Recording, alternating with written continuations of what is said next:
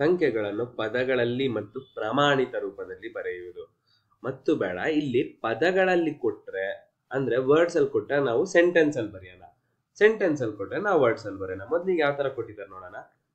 82,605 ಅಂದ್ರೆ 82605 ಇವರು ನಂಬರ್ಸ್ ಅಲ್ಲಿ ಕೊಟ್ಬಿಟ್ಟಿದ್ದಾರೆ. ನಾವೇನ್ ಮಾಡ್ಬೇಕು, ಇದನ್ನ ವರ್ಡ್ಸ್ ಅಲ್ಲಿ ಬರೀಬೇಕು. ಅಂತ ಹೇಳಿದ್ರೆ 82,605 ಇದು ನನಗೆ ಗೊತ್ತು, ನಾನು ಬರ್ದ್ಬಿಡ್ತೀನಿ.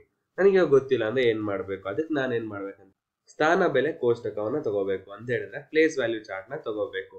ಪ್ಲೇಸ್ ವ್ಯಾಲ್ಯೂ ಚಾರ್ಟ್ ಈ ತರ ಇರುತ್ತೆ.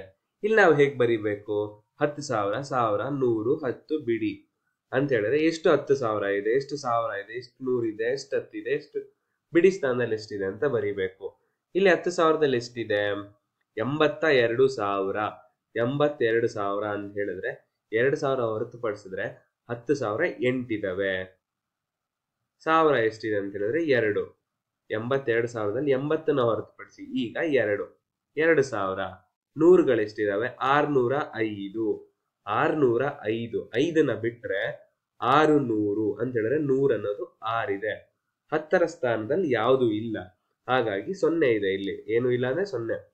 605 5 ಅನ್ನೋದು ಬಿಡಿ ಸ್ಥಾನ, 600 ಅನ್ನೋದು ನೂರುಗಳು 6 ಇದೆ, ಸೆಂಟ್ರಲ್ಲಿ 0 ಇದೆ, ಹಾಗಾಗಿ 10 ಅನ್ನೋದು ಇಲ್ಲ, ಬಿಡಿ ಸ್ಥಾನದಲ್ಲಿ 5 ಇದೆ. ಇಲ್ಲಿ 82605 ಇದನ್ನ ಹೆಂಗ್ ಬರಿತೀವಿ, 10,000 ಮತ್ತೆ 1000, ಇಲ್ಲೇನೇನಿದೆ 8 ಮತ್ತೆ 2, ಇಲ್ಲೇನ್ ಬರುತ್ತೆ ಅಂತ ಹೇಳಿದ್ರೆ 82,000.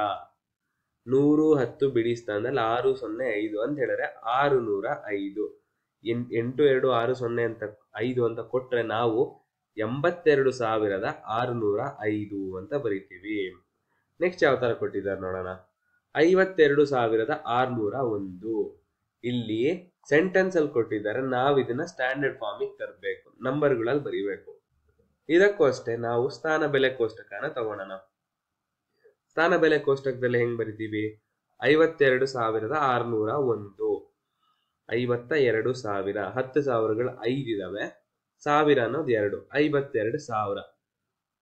601 100 ಅನ್ನೋದು 6 ಇದೆ, 10 ಇಲ್ಲ, ಇಲ್ಲೂ 10 ಇಲ್ಲ, 601 ಬಿಡಿ ಸ್ಥಾನದಲ್ಲಿ 1.